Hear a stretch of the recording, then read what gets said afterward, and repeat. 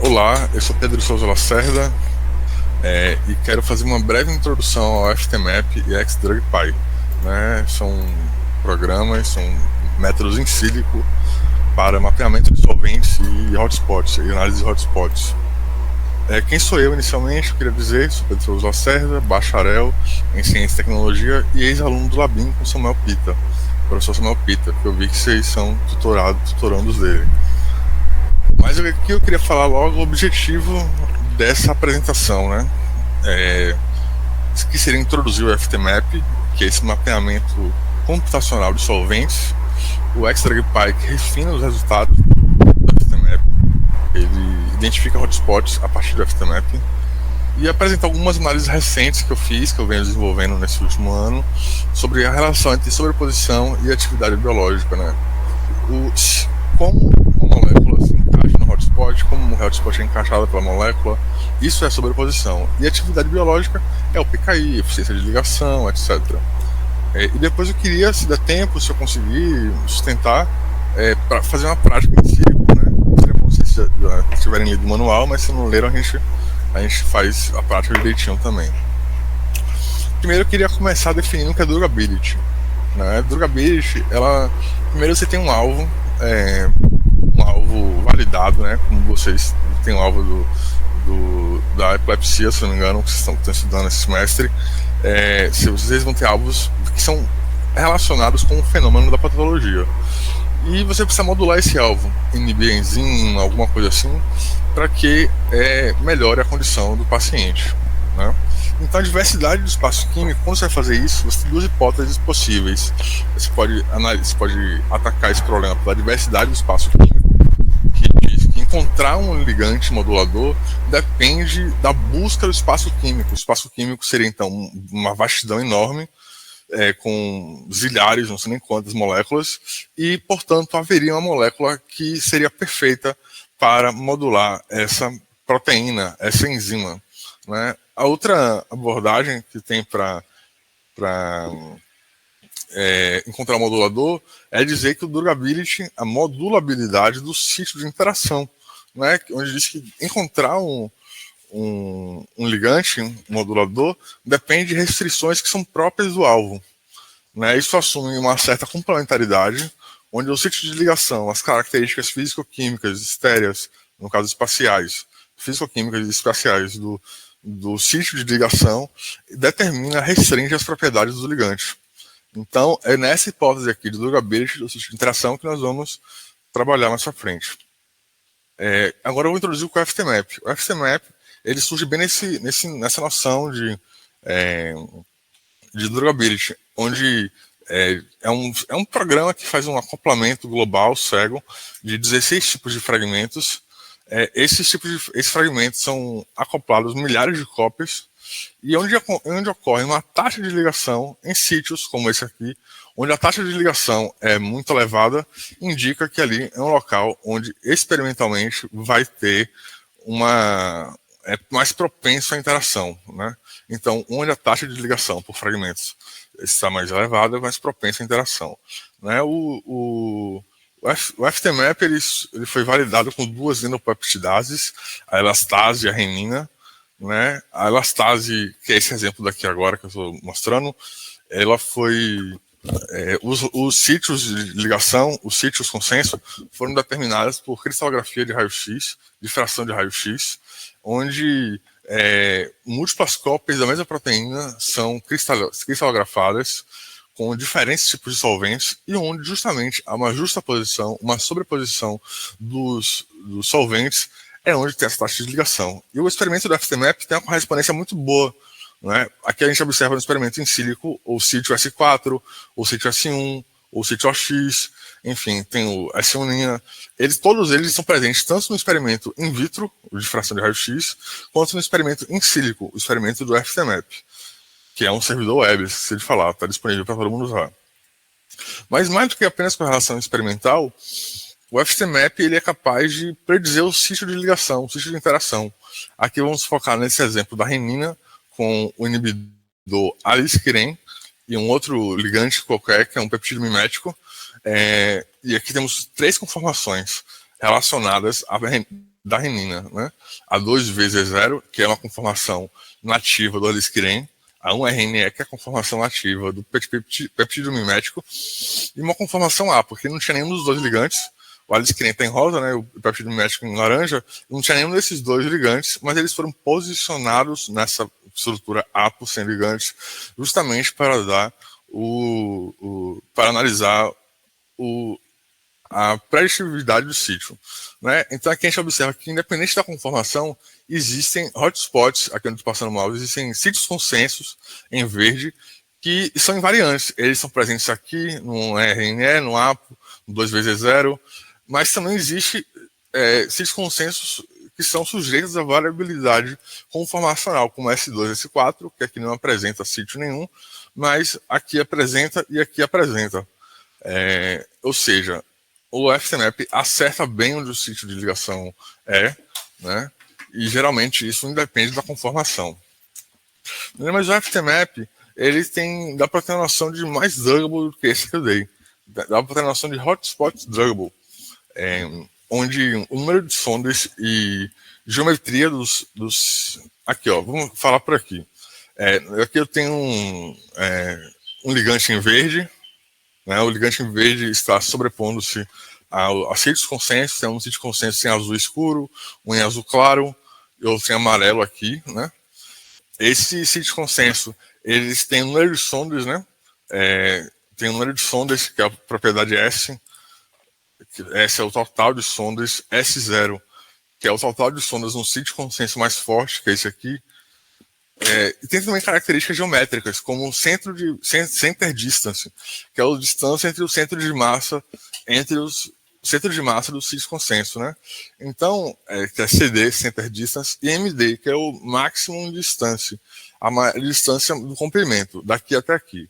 Ou seja, eu tenho características de número de sondas e características geométricas que nos permitem classificar um hotspot, um conjunto de sítios consenso.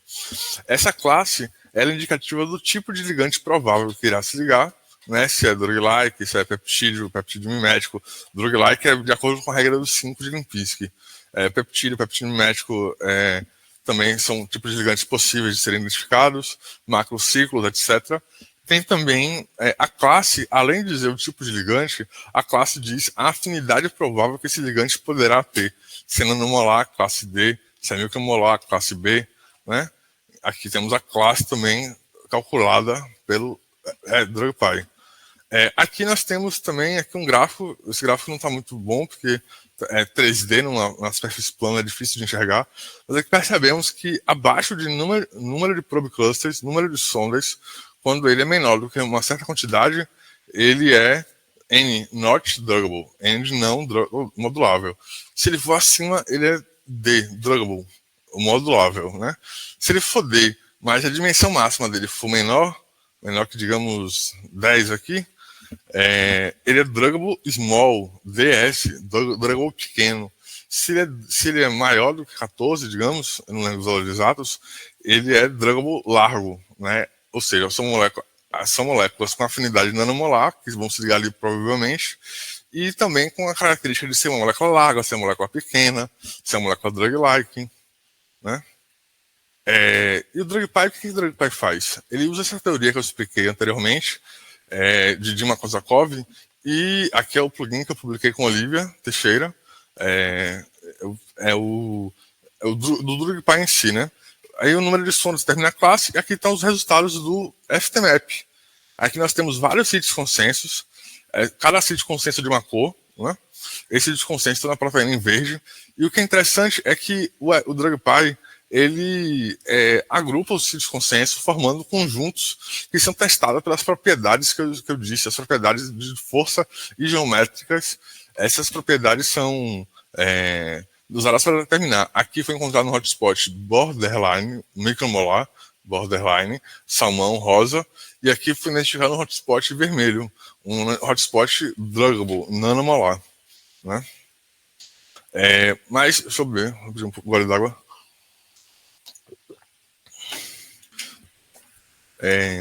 Mas o DrugPy tem outros recursos também, como as medidas de sobreposição. O que é a sobreposição? A sobreposição espacial entre ligantes e hotspots, ela pode ser útil, né? Então a gente mede o grau, quanto um ligante está dentro do hotspot, quanto um hotspot foi explorado pelo ligante. Tem dois métodos principais para fazer essa análise de sobreposição: o Fractional Overlap, o FO, que é a sobreposição fracional, e o Density Correlation Efficiency, o DCE. Ambos os métodos estão disponíveis no LexDrugPy. E aqui nós temos o Fractional Overlap, ele diz a fração de átomos que um objeto em contato com outro objeto, a fração de átomos de um objeto em contato com outro objeto. Então FO entre A e B é igual ao número de contatos de A e B dividido por número total de átomos de A. O que isso quer dizer? Aqui temos essa ilustração. Essa ilustração da trombina. A trombina é na estrutura 3PO1. A trombina é um peptídeo, decapeptídeo, né, um peptídeo de 10 aminoácidos. E aqui temos um hotspot em malha vermelha. E esse hotspot está 35% coberto pelo ligante, aqui explorado 35% pelo ligante. Então temos o FO1 igual a 0,35. Aqui nós temos também o quanto o ligante está coberto pelo hotspot. Essa porção aqui em roxo, lilás, ela dá o FO2. Né? O FO1 foi 85% explorado pelo hotspot, pelo ligante, e aqui dá 10% do ligante está sobre o hotspot, foi coberto pelo hotspot, é o FO2. Density Correlation Efficiency é muito parecida, basicamente ela é o total de contatos dividido pelo tamanho do ligante. Né? Contatos qualquer, de A, quantidade total mesmo, não precisa contar uma vez só o contato do mesmo átomo. Né? Mas aqui vamos para a parte mais interessante, a parte de análise. Né? Aqui são resultados que eu estou obtendo ainda, eu comecei a obter no ano passado, e existe uma relação entre sobreposição do hotspot e atividade biológica, né? Isso que eu quero responder. Então, eu parto da seguinte pergunta: a variação da sobreposição fracional implica uma variação de atividade biológica? Para isso, nós usamos a seguinte correlação. A correlação de o delta A é a variação de afinidade, vezes o delta FO, que é a variação de sobreposição. Né? Se a multiplicação da variação de atividade vezes a variação de sobreposição for positiva, ou se ambos forem positivos ou se ambos forem negativos, ou seja, se concordam o sinal da multiplicação, então ele vai para o grupamento positivo aqui, é uma correlação positiva. Se forem diferentes os sinais, ele vai para a correlação negativa. Né?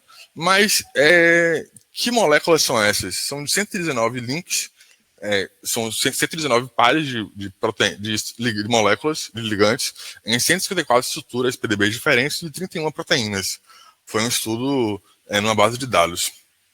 E aqui as moléculas que foram consideradas para encontrar variação de atividade e variação de sobreposição foi pelo seguinte método. Aqui temos um fragmento, né, o 5-MSB, e aqui temos um composto derivado desse fragmento, um análogo, o 5-LLO, né, e eles apresentam uma sobreposição, uma similaridade de 0,95 ou superior. Que similaridade é essa? A similaridade de overlap, é só coincidência no nome. É uma métrica popular, mas não utilizada muito no desenvolvimento de fármacos. Né?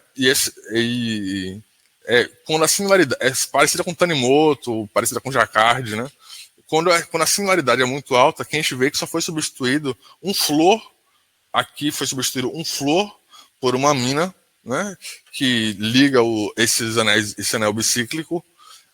E houve uma variação de PKI, né? O PKI ele partiu de 7,46 para 9,39. Então houve uma variação positiva de PKI, né? Aí a gente se pergunta, houve também uma variação positiva de eficiência de ligação, de LE?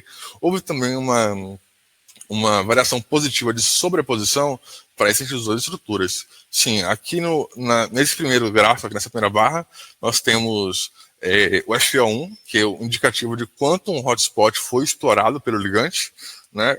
E temos essa relação com o PKI. Né? O FO1 aqui está dizendo que geralmente, quanto mais um hotspot é explorado, maior é o PKI dele. É isso que esse gráfico está dizendo, né? Porque a proporção de positivos para negativos é de 2 para 1. Aqui temos 80 positivos e 40 negativos, de correlação negativa. Né? Esses dois gráficos do meio são menos interessantes, porque a proporção de positivo e negativo ficou muito próxima de 1 para 1, aqui e aqui. E nesse último barra, nós temos novamente um gráfico interessante. É a relação entre eficiência de ligação e FO2. O que é PKI? PKI é um número relacionado à constante de afinidade, constante inibitória de um alvo por uma enzima, de uma molécula por uma enzima, né? E o LE é a eficiência de ligação, é a contribuição média da afinidade, a contribuição média por átomo para a afinidade de ligação. Aqui nesse caso, nós percebemos que quando a molécula está bem pelo hotspot, o FO2, então a eficiência é mais alta. A gente pode entender também que quando o ligante está dentro do hotspot, essa interpretação mais fácil, quando o ligante está dentro do hotspot, mais coberto pelo hotspot, ele tem uma eficiência de ligação maior, né? Então são dados relevantes para o planejamento de fármacos, né? Porque a gente pode otimizar variáveis como FO1 e FO2 no planejamento, a gente pode fazer substituições, como essa substituição aqui. Essas substituições, elas... Tá passando um pagodão aqui na rua. Essas substituições são... como fala? Me desconcentrei. Se elas forem feitas no sentido de otimizar o FO, né, a sobreposição, ela ganha em PKI, ganha em afinidade, enfim, são úteis para o planejamento de fármacos. Espero que tenha ficado claro, senão vocês me perguntam depois, se eu expliquei mais ou menos e tal. Outra análise, essa é uma das últimas análises que eu vou mostrar, é a relação entre sobreposição e atividade. Novamente, sobreposição e atividade, é nisso que eu estou interessado. Né? Surge a seguinte pergunta: explorar mais o hotspot estabiliza a afinidade? A gente viu que incrementos de FO1, incrementos na exploração, ao explorar o hotspot, resultam em incrementos de atividade biológica PKI. Então nós queremos saber se quando quando a sobreposição é próxima da sobreposição máxima, a partição FO1 maior ou igual a 0,9, né, uma sobreposição alta, se quando a sobreposição for alta, se o PKI é geralmente maior, simultaneamente maior e de menor variância. O que isso quer dizer? Isso quer dizer que a média do PKI é maior para sítios bem explorados, para hotspots bem explorados. E a gente quer ver se a variação do PKI é menor para sítios bem explorados. Por que isso? Porque se a variação for menor, vai haver a convergência nos valores. Os valores vão estar mais, digamos, próximos uns dos outros. Então, aqui nós percebemos no histograma de distribuição do PKI, né, para moléculas com FO baixo e para moléculas com FO alto, né, a média do PKI dado FO1 alto é de aproximadamente a diferença de 1,2 unidades de PKI. Isso eu lembro agora. Né? E aqui também tem uma diferença, que os dados convergem, que quando o FO é alto, há uma convergência dos valores para a variância ser menor do que a variância dos hotspots pouco explorados. Agora, observe que aqui nós temos poucos dados, né? Aqui temos 10 proteínas, se não me engano, ou seja, 10 variâncias, e aqui nós temos 30 variâncias. Ou seja, a significância estatística era baixa, era de 0,4, se não me engano, era muito baixa. Então a gente fez bootstrap resampling, fez uma remostragem por bootstrap e conseguiu obter um valor P de 0,01.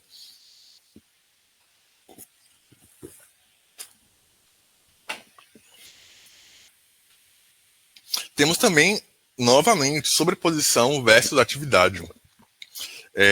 A gente pegou a proteína Bromodomain containing protein 4, 67 estruturas dela, e decidimos verificar se era bom para predizer o PKI e o LE a partir da métrica de DCE. Nós não fizemos só com DCE, usamos FO1, FO2, usamos DCE, né? Usamos algumas métricas diferentes, essas 3 métricas diferentes, e para verificar se elas recuperam bem. Aqui, ó, desculpa, deixa eu reformular. Nós pegamos as estruturas dos ligantes da Bromodomain Containing Protein 4 e dividimos eles entre alta atividade e baixa atividade. Se estava entre os 25% maiores atividades, então ele é um PKI alto, ativo.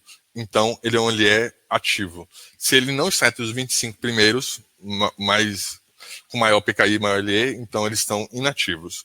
E fizemos uma predição a partir do DCE e foi observada a curva ROC, né? A curva ROC aqui temos 2 curvas. A do PKI, ela tá beira o aleatório, né? Que é de 0,58. O resultado aleatório seria uma curva ROC que aleatoriamente escolhe ativos e inativos. Então seria um 0,5 e 0,58 do PKI está próximo do aleatório. Já a LE, a curva em laranja, ela tem um valor de área sobre a curva ROC de 0,82.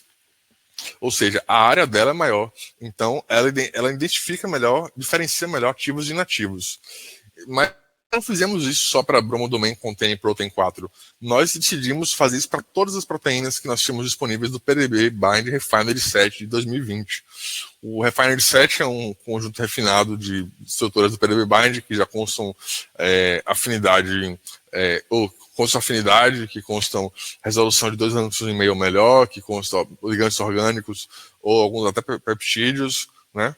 E nós pegamos essas estruturas e verificamos se diferentes rankings de hotspots melhoram a área sobre a curva ROC, né? Então, o rank S é pegar o hotspot de força total maior, strength, força total maior, resulta numa área sobre a curva ROC média, né, de todas as proteínas, de 0,71. Se eu usar o strength 0, né, a força do sítio consenso principal, se eu escolher o hotspot usando esse critério, usando esse ranqueamento, por que esse ranqueamento? Porque tem vários hotspots na mesma estrutura, então eu preciso ranquear eles para ser uma solução determinística. Também, se for S0, também tem a força de 0,71. Tem uma área sobre a curva ROC média de 0,71. CD, Center Distance, foi o melhor resultado com 0,73, né? Mas esse resultado ainda está em dúvida, porque ele tem implicações esse resultado é o resultado mais frágil que eu tenho, né? Mas, enfim, nós descobrimos que escolher por CD ou por força do hotspot principal ou força total são os melhores métodos para se ranquear um hotspot de modo a otimizar a recuperação de ativos frente a uma série de inativos, né? Essa foi a minha apresentação. Eu não sei se foi muito bem, tem muito tempo que eu não faço nada parecido, e eu queria saber se vocês têm dúvidas, se vocês têm comentários. Também não sei se a gente vai fazer agora, tirar as dúvidas e comentários, ou se a gente deixa para um instante depois, porque eu queria mostrar a parte prática do plugin, né? Eu queria mostrar o plugin realmente, usando o plugin, para vocês verem como é que é o DrugPy na prática. Então, eu não sei, eu vou para o plugin. Você tira dúvidas logo agora, que tá fresco na memória, faz como? Diz aí, Cleiman.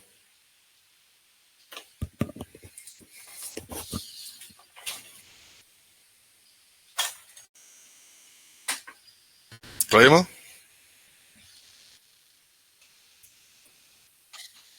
Ah, sim, tô ligado.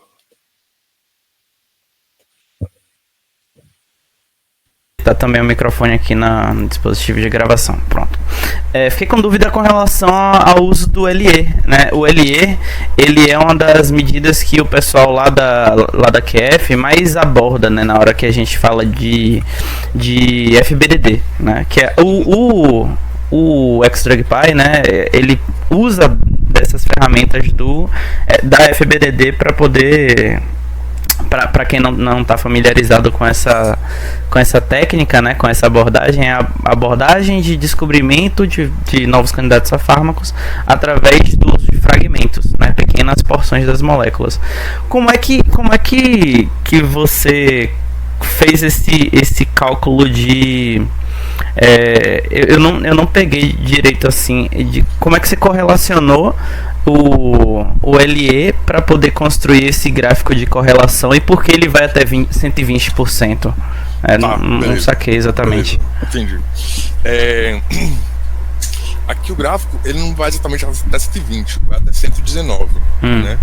São porque existem 119 pares de moléculas que foram encontradas, que estão relacionadas umas com as outras por uma similaridade extremamente alta de 0,95 ou superior.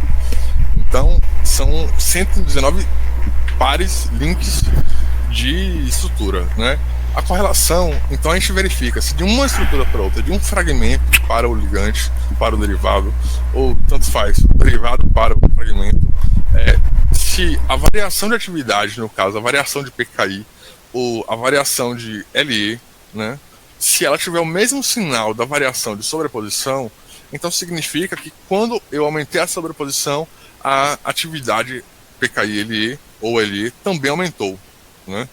Se eu diminuísse, fosse ao contrário, do fragmento do ligante, eu diminuísse o FO, a variação de FO fosse negativa, e multiplicasse pela variação de atividade PKI ou LE negativa também, isso daria um número positivo, a multiplicação de positivo. Então, eu só pego o sinal, eu nem pego a proporção da correlação, eu apenas uso o sinal na correlação. Entendi. Né? E aqui eu tenho as 80 moléculas que deram um sinal positivo, né? Frente a 40 que deram um sinal negativo, por isso a proporção de 2:1. Aqui nós temos cerca de 90 que deram um sinal positivo e cerca de 30 que deram um sinal negativo, proporção de 3:1. Entendeu? É isso que eu quis dizer. LE é uma métrica bem interessante, né? Porque no planejamento de fármacos a gente tem o costume de adicionar átomos para melhorar uma interação, para otimizar uma interação específica. Aqui tem um leito hidrofóbico, então eu coloco átomos hidrofóbicos. Aqui tem uma ligação de hidrogênio possível de ser realizada, adicionando hidroxila, por exemplo. Eu não sei muito essa parte.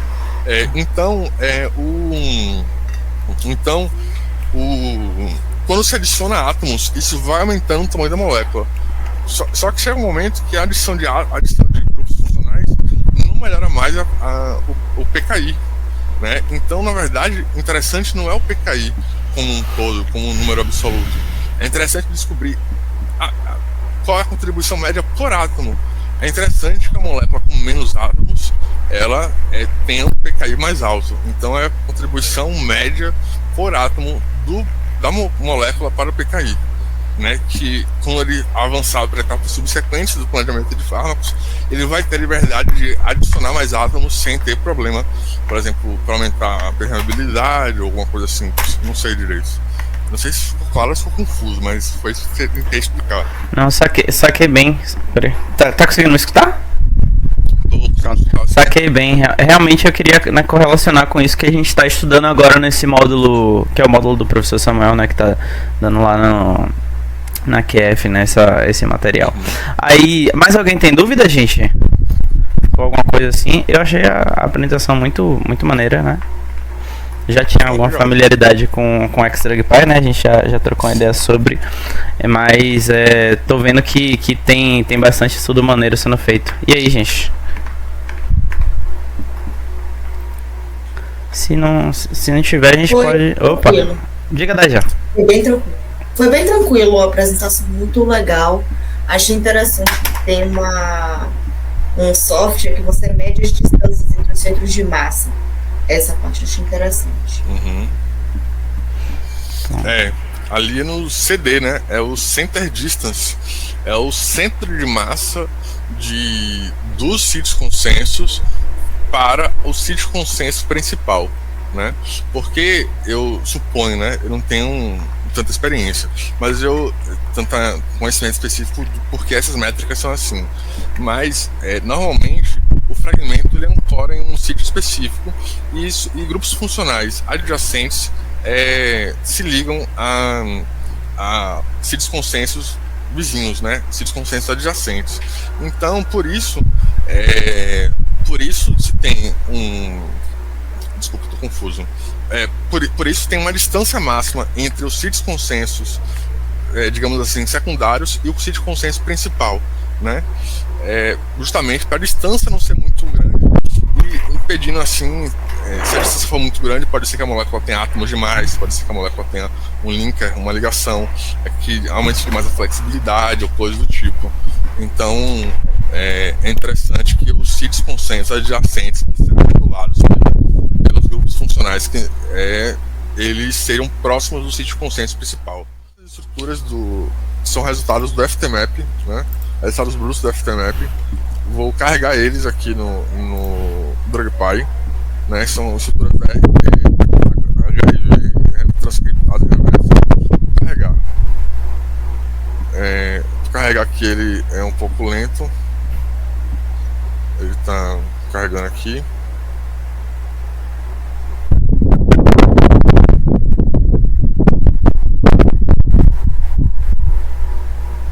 Carregando ainda, esses erros são normais. Não sei porque eles aparecem, mas eles são esperados, relativamente esperados. Eu não sei o que eles significam, não afeta nada.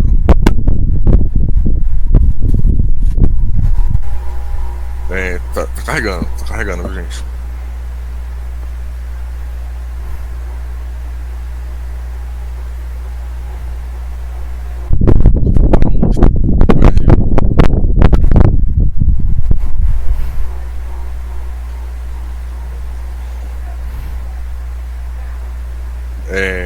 Aqui eu carreguei, né? Aqui são os resultados. Eu vou abrir o resultado desse primeiro aqui. Aqui a gente observou que tem alguns hotspots da classe Kozakov 2015, que são das classes de hotspots, né? Temos o hotspot borderline, ou seja, micromolar 00, borderline 1, borderline 2. Tem vários. São esses em salmão. Tá vendo? Que eu tirei aqui a visualização, desativei a visualização. Aqui eu vou pro 1VRU logo pro último, sem Dragable. Aqui nós temos hotspots do Dragable também. São hotspots em vermelho. E aqui tem também aqui e aqui, né? Esses hotspots, vamos focar aqui nele. Que é interessante, eu vou dar uma pequena exibição de como eu farei isso no PyMol. Eu vou dar um fetch, vou pegar a estrutura, vou pegar qual a estrutura? A 1V.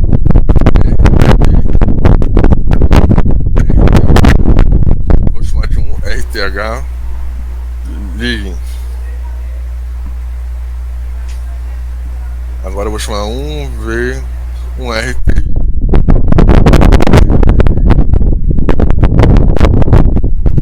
Agora eu vou chamar de 1R.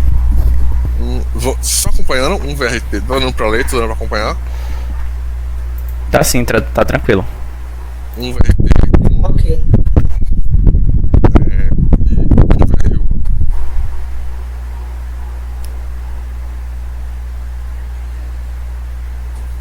Né? Agora eu quero identificar o sítio de ligação, né? Aqui eu quero extrair os ligantes dessas moléculas, da estrutura como um todo. Eu vou selecionar os ligantes. Aqui.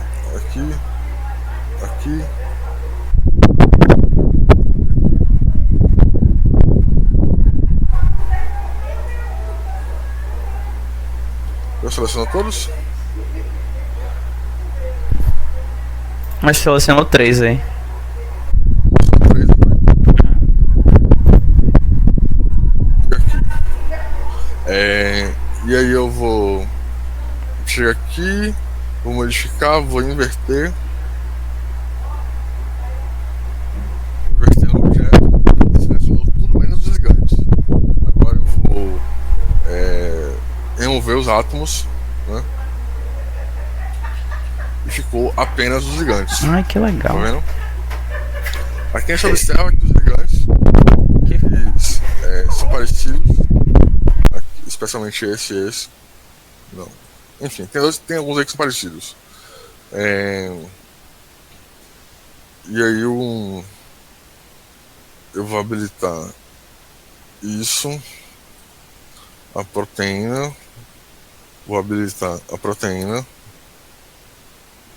vou habilitar a proteína, vou habilitar proteína,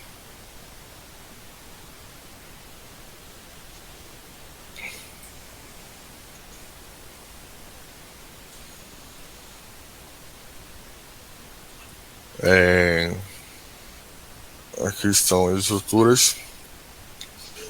E agora eu vou. Aqui a gente pode ver que os ligantes eles caíram em cima do hotspot, né? Em cima do hotspot, né? Mas aqui eu vou pegar aqui os hotspots mais interessantes. Vou ordenar por S0, né? E subsequentemente vou ordenar por S total.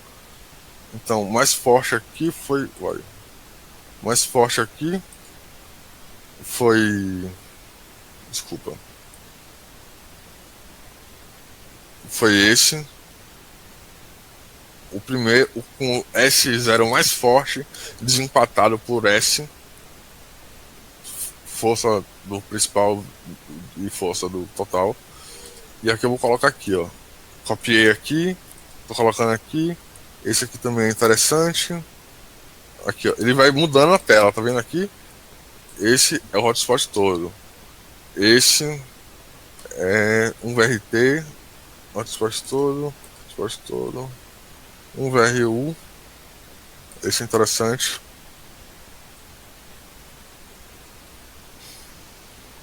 Um RTH, esse é interessante. RTI não tem nenhum. Um RTI não tem nenhum. E aí aqui eu posso calcular a sobreposição entre eles. Provavelmente vai dar tudo 1, né? Não deu tudo 1. Na verdade,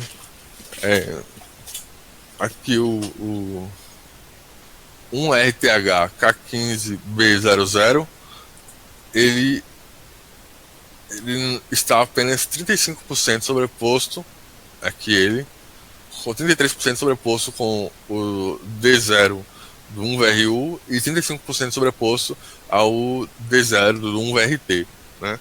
Os demais são sobreposição total, que é esse aqui, né? A gente poderia ter analisado também o Fpocket. Eu portei o Fpocket para Windows, ele funciona no Windows também, né? E aqui nós percebemos que as cavidades com maior drug score do Fpocket são essas. É justamente essa cavidade, a de 0.9 de drug score, essa que é a mesma, só que de outra estrutura, essa que é a mesma, só que de outra estrutura, e essa que é a mesma de outra estrutura. Ou seja, o Fpocket realmente teve o mesmo resultado que o FTMap. Agora notem que o resultado do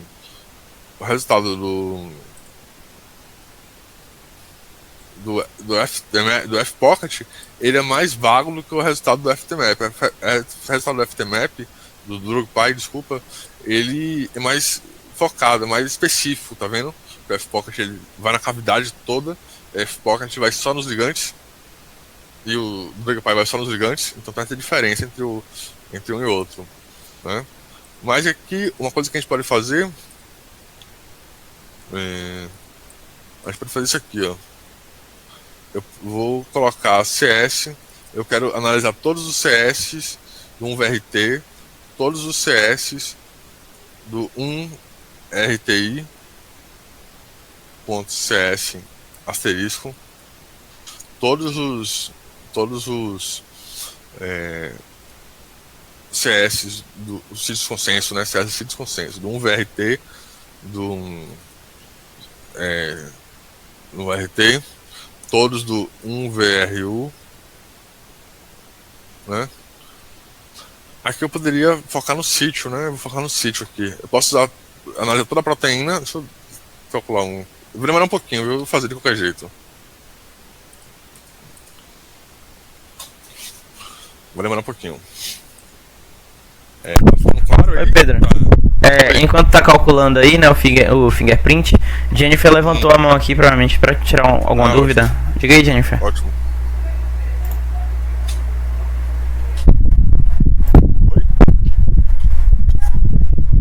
Jennifer? Deve estar no mudo. Aí, ó. Você levantou a mão? Foi sem querer. Desculpa. De boa, de boa. Você pode comentar com a gente o que são essas ferramentas aí de fingerprint e de um pouquinho mais sobre a similaridade? Você vai comentar agora aí, né? Beleza. Aqui nós temos o fingerprint, né, da proteína. Nós estamos usando todos os ciclos conscientes, todos os CS, portanto CS asterisco, de cada uma das estruturas. 109 da KDA, um pouco antes dela, na sequência, nós temos um pico de ciclos consenso, né? Contatos não ligados, tem uma alta frequência nessa região. Aqui temos outra frequência alta, aqui temos uma frequência alta. Então, é uma análise que é relevante para você descobrir se duas proteínas são parecidas, é quando o fingerprint dela, de resíduo, contagem de sondas próximas a 4 angstroms. Então está dizendo que o L109A ele tem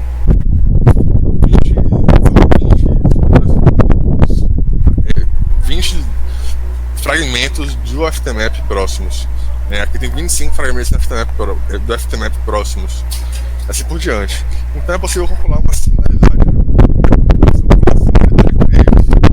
Vou aumentar vou botar esse aqui logo para 50, que é o máximo, e botar todos.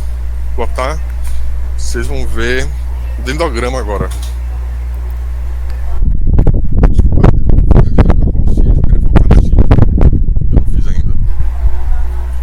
Eu vou usar esses ligantes aqui para selecionar apenas os átomos das proteínas que estão a isso dará o sítio de ligação. E aí eu vou focar o fingerprint apenas no sítio de ligação, né, para não ter que analisar toda a proteína. De ler o gráfico, né? Apesar de ser interessante de qualquer forma para ter uma visão geral, né? Ali você tem uma visão geral do fingerprint e aqui você tem uma visão. Vixe, com 50 não ficou bom. Tem que botar, sei lá, 10. Entendeu? Seriam todos os aminoácidos. Mas aqui nós temos o que importa. Aqui nós temos o que importa. Nós temos que um VRT. Tá repetido. Um VRT e um VRT, obviamente, são muito próximos, né? É o mesmo, então a distância deles é zero. A distância entre os fingerprints do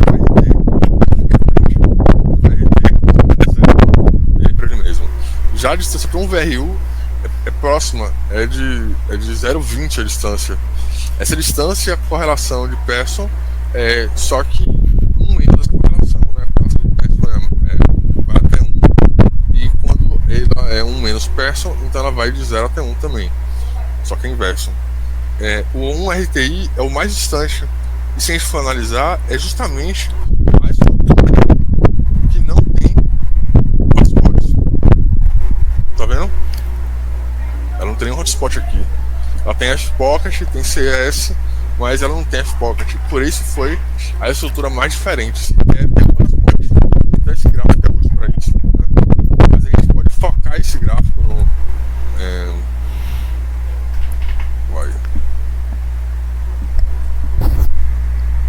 Não, eu vou buscar os gráficos, esse já deu.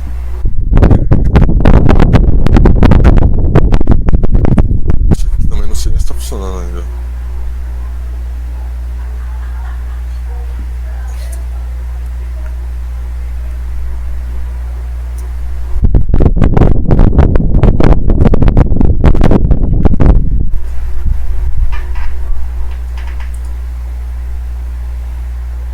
Isso demora um pouquinho também.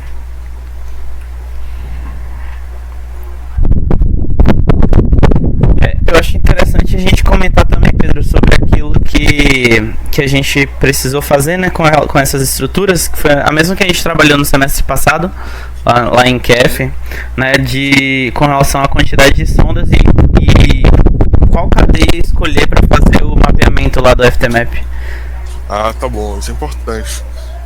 O FTMap, ele tem uma quantidade fixa de sondas que ele usa. São 2.000 sondas, não lembro. Então, quando ele vai iniciar o algoritmo, quando o servidor vai iniciar, ele tenta acoplar todas as sondas, né? Só que se a sua molécula, se a sua proteína for muito grande, ele tem as mesmas 2.000 sondas. Se a sua proteína for pequena, ele tem as mesmas 2.000 sondas. Ou seja, ele pode dispersar a força do algoritmo se você usar todas as cadeias. Aqui eu usei a HIV transcriptase reversa, mas eu não usei todas as cadeias, eu usei apenas a cadeia A, né, que era a cadeia que tinha o sítio de ligação não nucleosídico, né? Se eu desse a estrutura inteira, ele identifica o sítio nucleosídico como mais forte, como um hotspot mais forte, e também identifica o sítio não nucleosídico como mais fraco, né? Então é importante você obter resultados diferentes, entendeu? Você obter resultados diferentes. Então, e geralmente o melhor caso é usar apenas a cadeia que tem o sítio que você está interessado. Se você souber onde é o sítio, melhor ainda. Você pode usar uma máscara do FTMap para focar a sua análise num sítio específico. Aí você vai ter essas 2.000 sondas dispersas no sítio específico, não em toda a cadeia A, não em toda a estrutura do homodímero, do heterodímero, ou etc. Aqui tá demorando, não queria que demorasse. Respondeu o que eu falei, Cleiman? Respondeu sim, é isso mesmo. Uhum. Isso vai ser algo, né, muito... aí, saiu o resultado. Mas é algo muito interessante quando a gente para pra pensar, né, sobre quais cadeias escolher e tal, e como refinar melhor o resultado. É isso aí mesmo.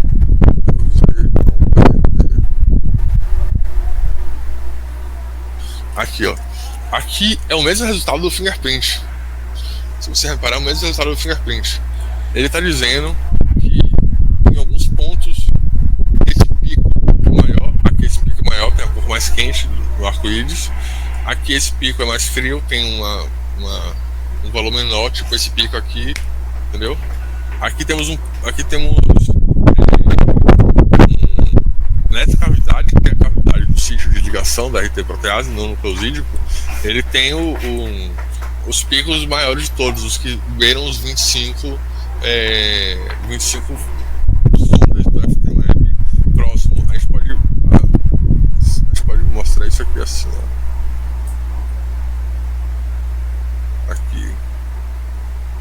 Aqui tem sondas a 4 Angstrom aqui? Tem, tá aqui o máximo.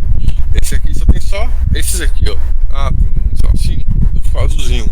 Esse aqui não tem nenhum, ficou azulzão. Esse aqui tem médio, ficou verde, entendeu? Assim. Então você pode visualizar, se quiser fazer uma representação assim, você pode visualizar. Ou você pode também fazer uma visualização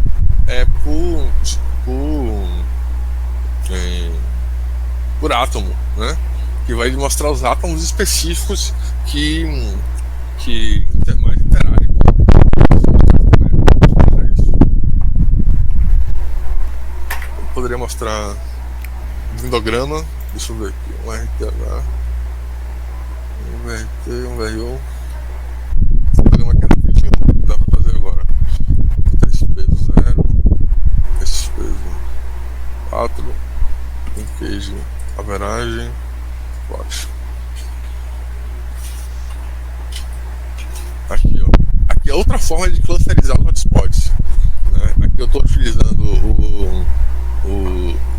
aqui nós temos que esse hotspot aqui, borderline, ele é mais distante, né?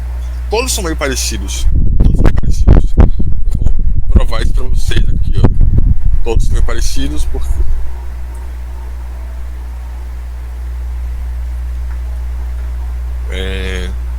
um VRU.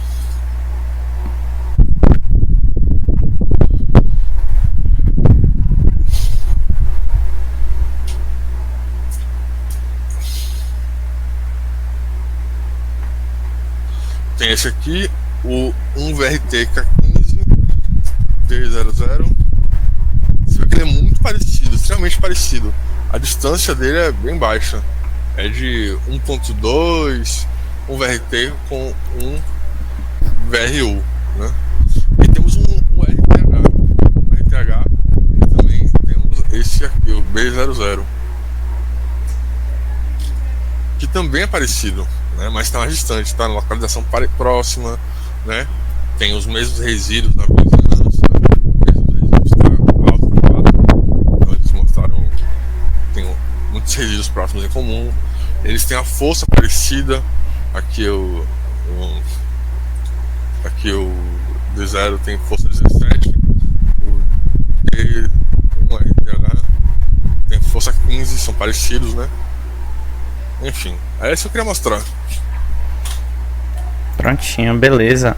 Eu acho interessante comentar também como dessas estruturas aí da transcriptase reversa, tem umas que elas possuem, né, tem umas que são baseadas no tipo selvagem do vírus, né, que não possuem mutação, e tem outras que possuem mutação justamente no resíduo de aminoácido de lisina que fica presente nesse sítio aí.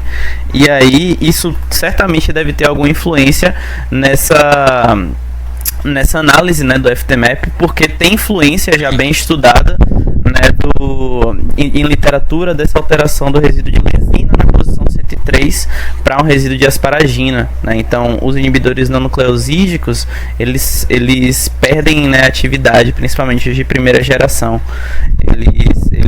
Eles perdem atividade quando frente a um vírus que tem essa mutação. É bem legal a gente avaliar essas características também. É uma característica diferente. Eu já passei até por um bug por conta disso, né? Eu estava estudando a MPro, a protease principal do SARS-CoV-2, a MPro, e havia uma mutação, eu não lembro qual era a mutação agora. E por isso eu criei a opção align, resíduo e align. Aqui, align aqui. Porque na hora que ele tentava identificar tentava contar a quantidade de sondas do resíduo, ele não sabia qual era o resíduo, porque tinha mudado o resíduo, ele não sabia qual era. Então, parece que ele fazia um alinhamento múltiplo sequencial prévio para identificar os pares dos resíduos e pular todos os resíduos que não tivessem paridade de acordo com o alinhamento sequencial. Eu alinhei o método primal mesmo, CE-Align, eu acho que CE-Align é o nome do algoritmo. E quando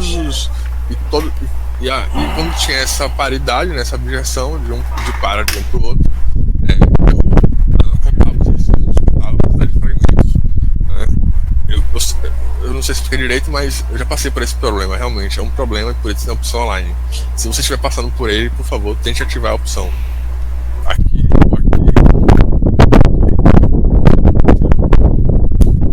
Beleza. Gente, alguém tem alguma dúvida? Alguém tem algum comentário que gostaria de fazer com relação a essa apresentação de Pedro, né, sobre os programas e também sobre as atividades que vamos fazer a partir do dia 20? Eu tenho uma dúvida. Diga, amiga. Você visualizou esses resultados usando o DruGPy, certo? Uhum. E tem algum programa que também possa fazer essa mesma função, só que não tem foco em fármacos? Não sei. Sei lá, talvez defensivos agrícolas ou algo assim, mas eu não gostaria de mexer com isso. Mas defensivo agrícola me parece que é uma área relacionada.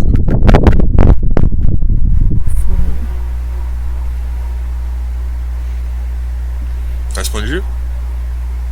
Sim. É porque meio que, se a gente for considerar, né, defensivo agrícola, eles ainda vão ser micromoléculas, né, quando a gente compara com proteínas. E é meio que cai também na mesma avaliação que o XDruGPy também faz, né, com outras micromoléculas. Neto que chegou aí. Mas eu entendi direito a pergunta, que sei lá, foi tão rápida a resposta que eu entendi direito a pergunta, foi isso que você Não, se perguntado? por exemplo a gente quer analisar não o fármaco, mas a proteína. Analisar A gente quer avaliar o sítio ativo dessa proteína e discutir, por exemplo, isoformas de uma mesma proteína e discutir qual proteína poderia ter a maior atividade biológica em função dos aminoácidos Ai, presentes nesse sítio antigo. não Só sei. que, dependendo da proteína, a gente não poderia usar um programa que tem foco em fármaco, já que a proteína não lida com resposta a fármacos, por exemplo. Aqui no caso, aqui tem várias proteínas, né? As proteínas, por exemplo, diferentes, sem nenhuma semelhança uma da outra, a gente poderia avaliar a classe do hotspot, né? Porque classe hotspot D, elas são supostamente com afinidade melhor. Classe hotspot B tem uma afinidade pior, né? Micromolar, etc. Então, você poderia comparar duas proteínas ou mais proteínas, 3, 4, quantos quiser.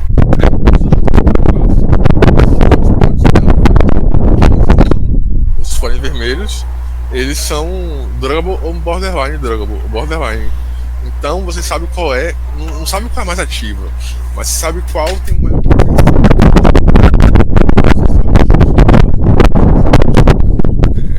Mas talvez seja, não sei. Entendi.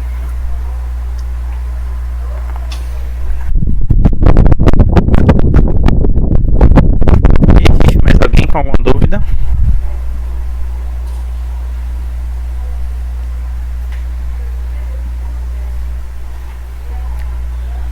Bom, imagino que o pessoal não está com dúvida no momento, né? Queria, né, Neto que está aí presente, gostaria de comentar alguma coisa sobre os programas, Neto? Principalmente por ser sua área de trabalho.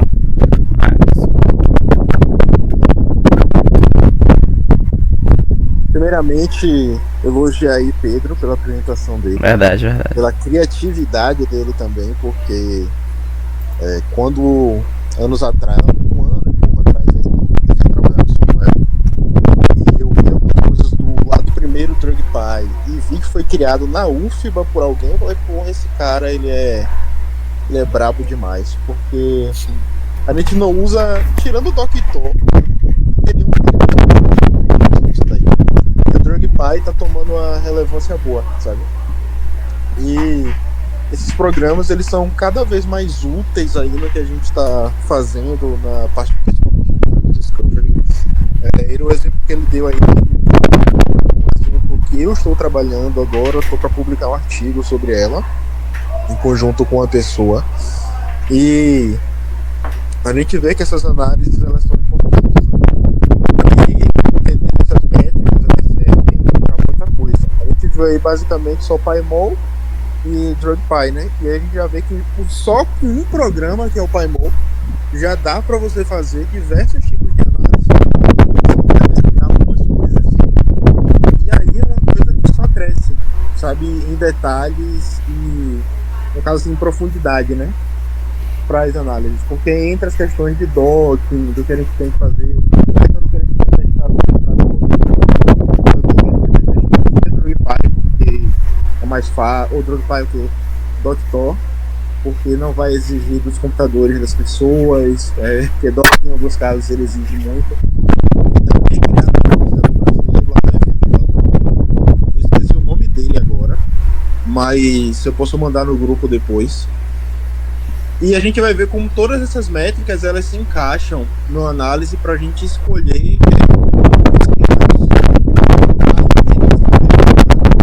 que me ocorreu agora pensando sobre isso. Se tipo assim, Pedro, ao fazer um docking, como eu poderia usar o DrugPy para saber se ele está realmente preciso? Ótima pergunta. Eu já tentei fazer esse estudo, mas não deu muito certo. Mas aqui eu vou mostrar esse gráfico. Aqui você pode escolher as estruturas que tem um FO1 ou FO2 maiores, né? Se você privilegia a eficiência, você usa o FO2. Você usa o FO1, né? Então você poderia filtrar as moléculas de acordo com o seu FO, né? Por exemplo, escolher apenas as moléculas com a sobreposição acima de tanto.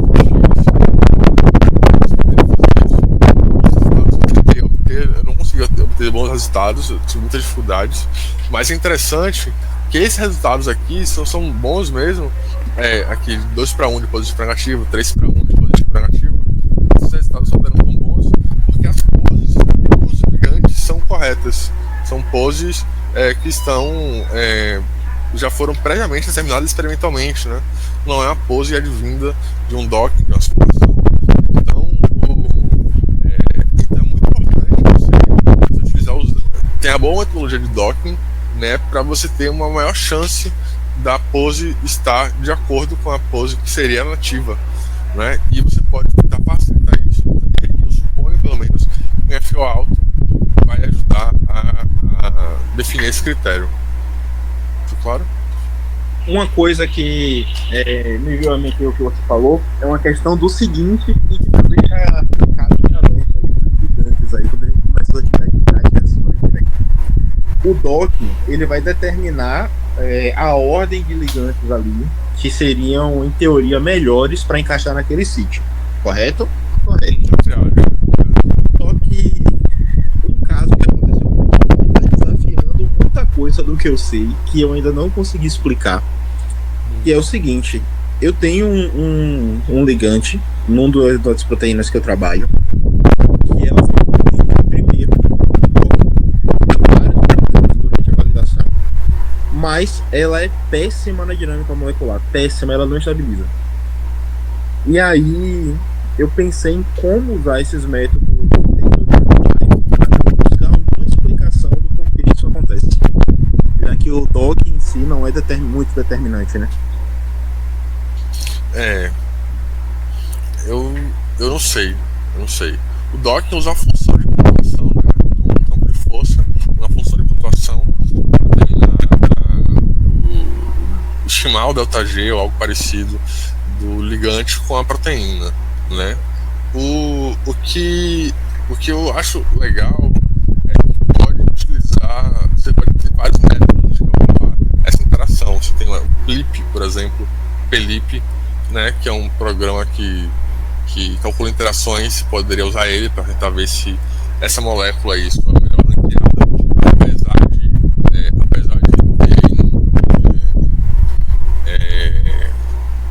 ser muito boa nos programas de docking, ela não ter bons resultados, render bons resultados na dinâmica.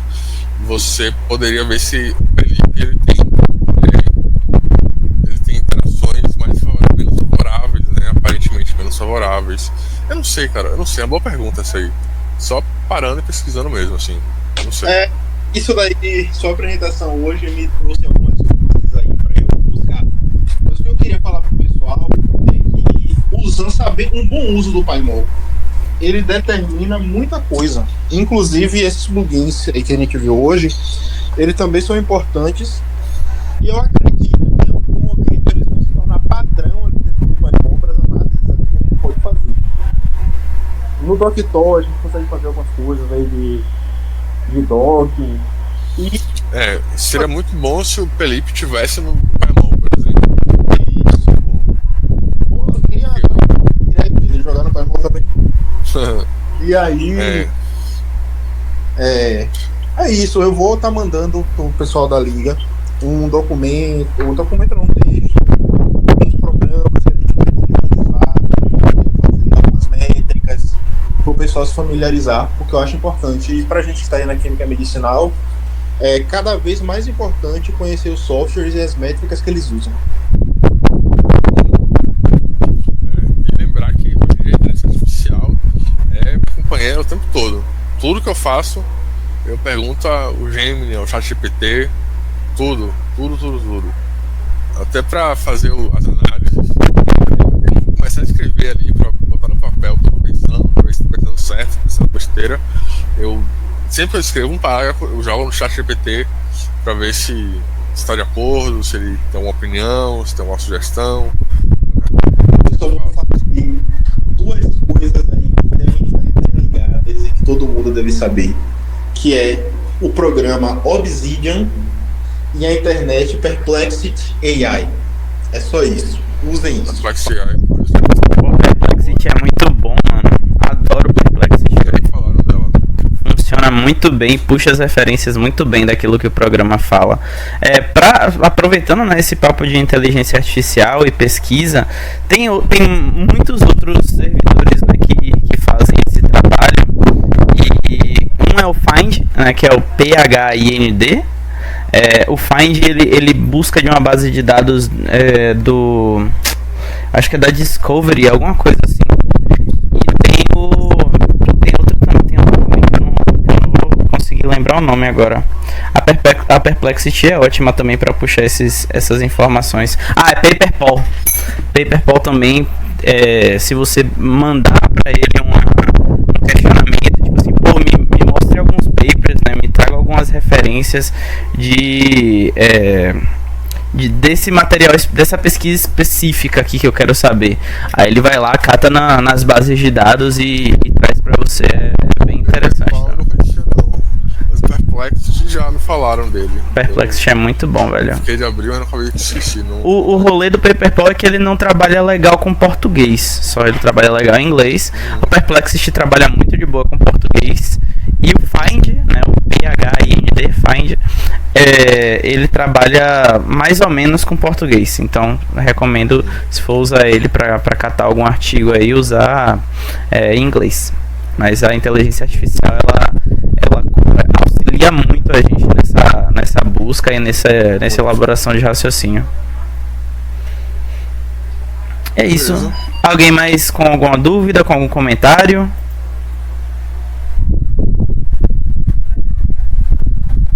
Então, a gente vai terminar de avaliar os horários que estão disponíveis, né, para as nossas atividades práticas.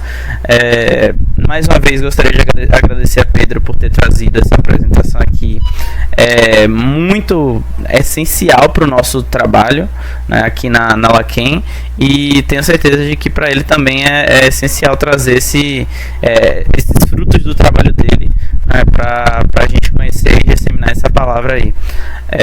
Então, assim que a gente tiver mais um cronograma estabelecido, né, bonitinho, vocês colocam seus nomes, né, a gente vai disponibilizar essa lista para que todo mundo possa se encaixar no seu horário de atividade prática da melhor maneira possível, né, para não entrar em choque durante a semana com as suas respectivas atividades, né, trabalho, faculdade, academia, etc.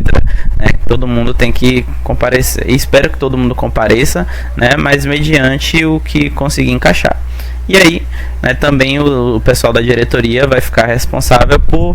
a gente vai se dividir para poder apresentar, né, e fazer essa aula com vocês. A primeira vai ser no caso de visualização de sítio, né, e se familiarizar ou refamiliarizar com essas ferramentas, tá bom? E além do mais, é só, gente.